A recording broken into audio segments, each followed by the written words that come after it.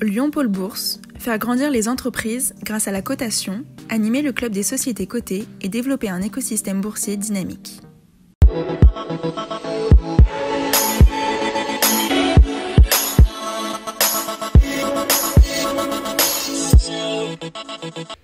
Bonjour et bienvenue dans Bourse et Valeurs. Bonne et heureuse année à toutes et à tous. Merci de votre fidélité à notre rendez-vous hebdomadaire autour des valeurs régionales sur lyondécideur.com.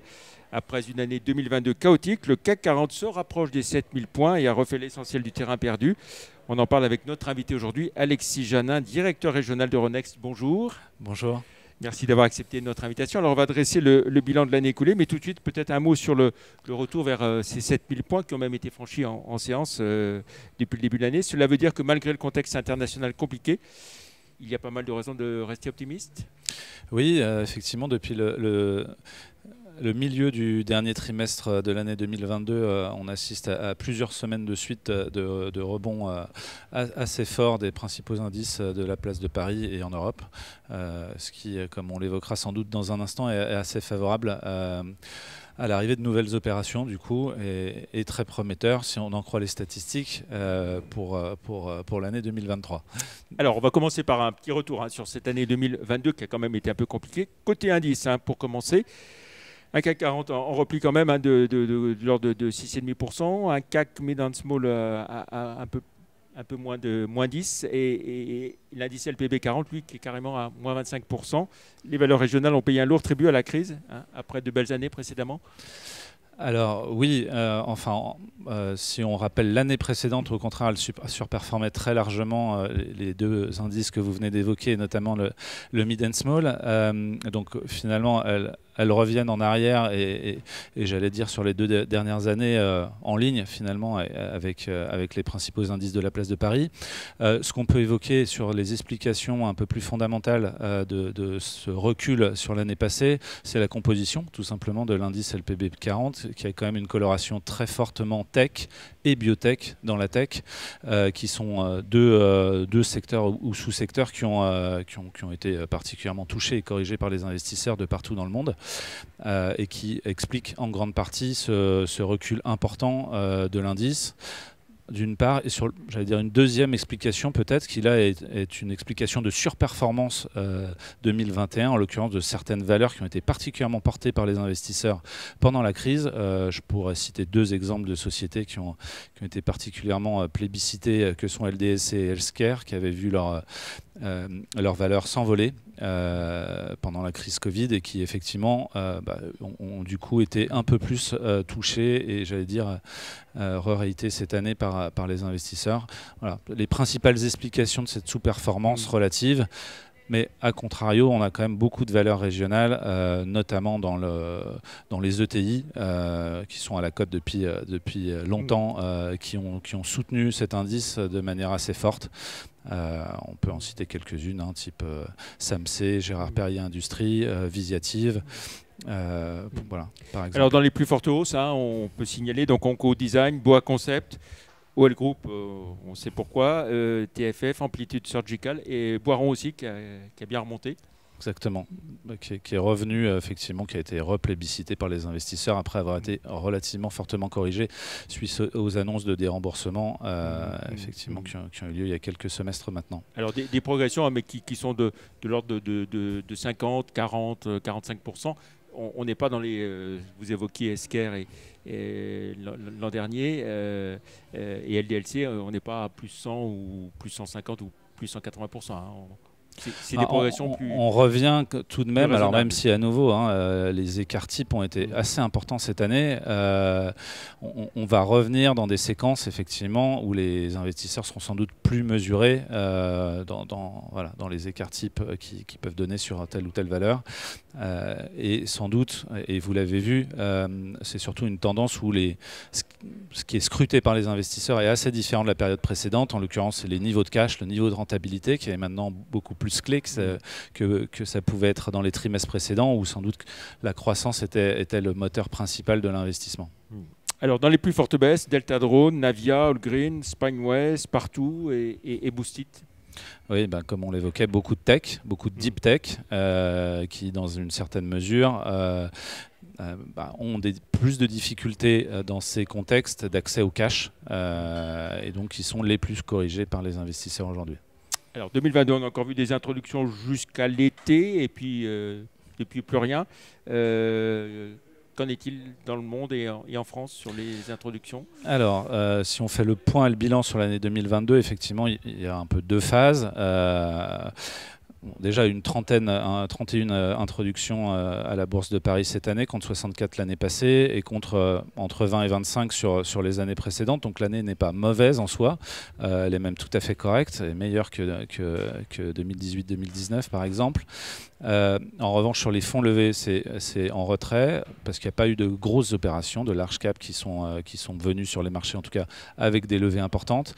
Elles ont principalement, et ça a été quand même la caractéristique de l'année 2022, des cotations techniques qui ont permis l'arrivée sur les marchés, notamment avec des cotations directes, avec des despacking comme Deezer, avec des spin-off comme EuroAPI. Voilà. On a vu plusieurs introductions en bourse de ces dernières années mal en point. Je pense notamment à Boostit, à Navia ou Delta Drone. Oui, des sociétés qui sont en retournement, parce qu'effectivement les promesses qui ont pu être faites lors de l'IPO ne sont pas forcément toujours tenues, en l'occurrence en termes parfois de maturité technologique de ces sociétés.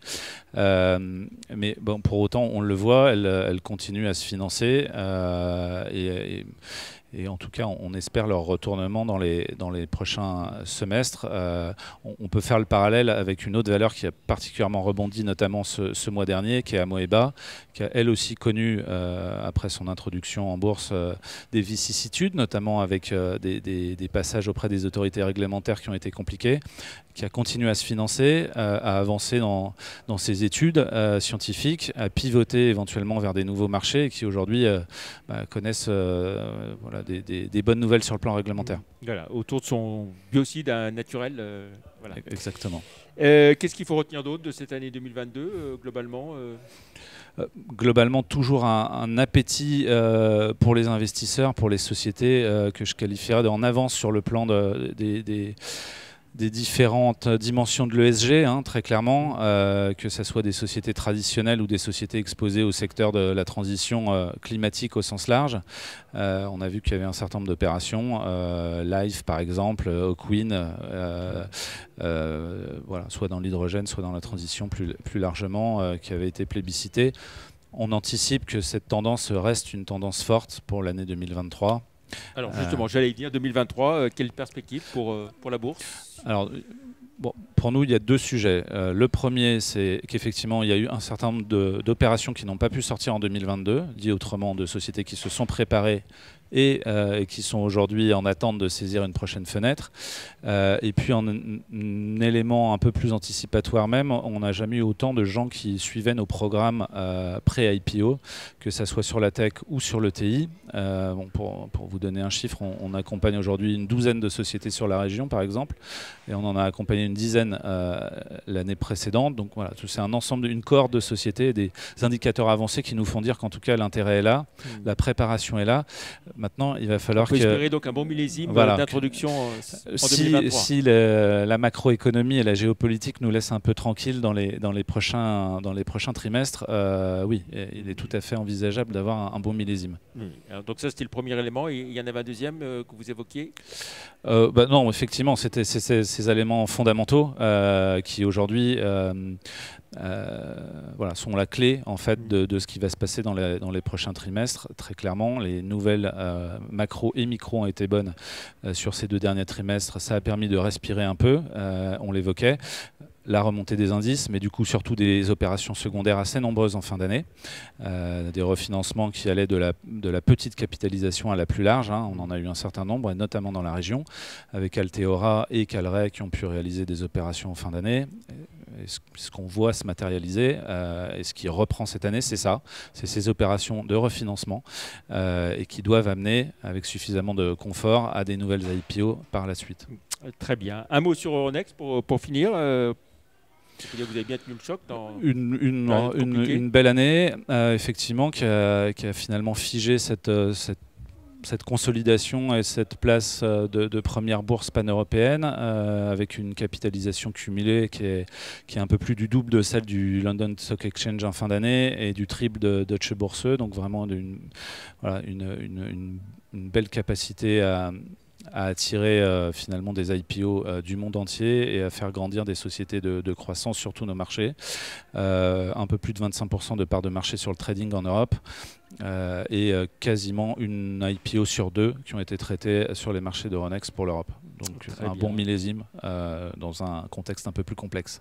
Très bien, merci beaucoup Alexis Janin. Pour finir, on va regarder votre parcours en bourse à présent, 73,78 € au moment où on enregistre cette émission, soit plus 6,6% depuis le 1er janvier, moins 14% en un an et plus 48% en 5 ans. Plus d'informations sur Euronext sur les sites live.euronext.com et zonebourse.com. Et puis, avant de nous quitter, je vous invite à regarder la une du nouveau Lyon Décideur qui vient de sortir en kiosque avec aussi l'annuaire des 500 leaders qui comptent à Lyon. Il y en a même 560 cette année dans cette édition 2023. Merci, excellent week-end. À la semaine prochaine. Au revoir.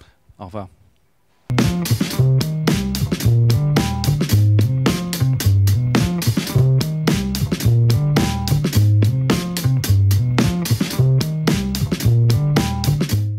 Retrouvez les enregistrements et informations de marché sur les sites de Zone Bourse et d'Euronext.